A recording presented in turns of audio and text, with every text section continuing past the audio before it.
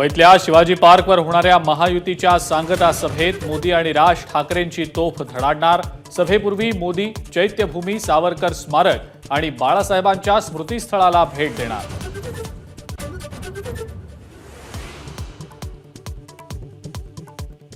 11 मे पासून माध्यमांपासून दूर असणारे अजित पवार महायुतीच्या सभेत भाषण ठोकणार। अजित पवार पुन्हा सक्रिय झाल्याची तटकरेंची माहिती।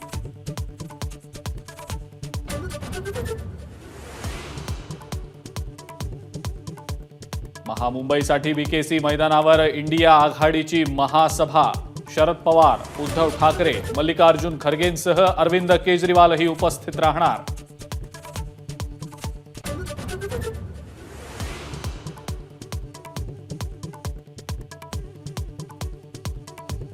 भुजबळांच्या नाराजीच्या चर्चा निरर्थक। नाशिकमधील भेटीनंतर गिरीश महाजन यांचं वक्तव्य।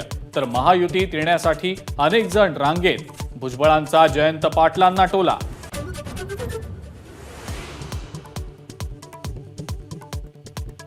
सिंचन घोटाळ्याचे आरोप सत्य, पण अजित पवार दोषी नाहीत। देवेंद्र फडणवीसांचं वक्तव्य।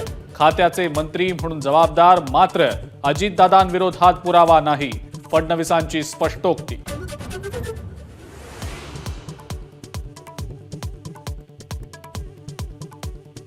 मुंबई पोलिसांना चकवा देण्यासाठी 4 शहरं फिरणारा भावेश भिंडे अखेर उदयपूरमधनं गजाआड। घाटकोपर होर्डिंग दुर्घटनेप्रकरणी मोठी कारवाई, तपास गुन्हे शाखेकडे।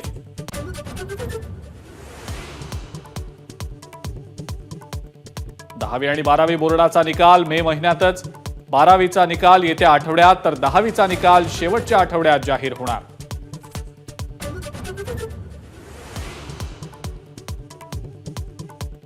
सांगलीमध्ये शिवप्रतिष्ठान युवा हिंदुस्थानच्या कार्यकर्त्यांकडून 3 कॅफेंची तोडफोड। गुंगीचं औषध देऊन युवतीवर कॅफेमध्ये अत्याचार झाल्याच्या आरोपांनंतर कार्यकर्ते संतप्त।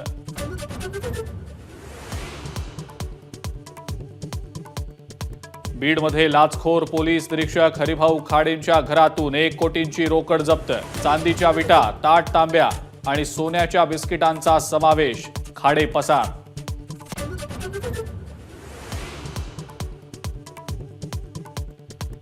मुंबईमध्ये उष्णतेसोबत आर्द्रता देखील वाढणार। दमट वातावरणामुळे उकाड्यात आणखी भर पडणार। 24 तास उष्ण आणि दमट वातावरण।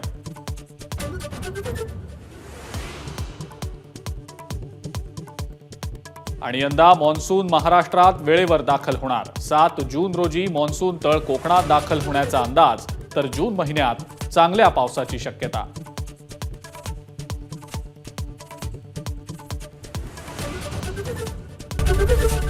एबीपी माझा, उघडा डोळे बघा नीट।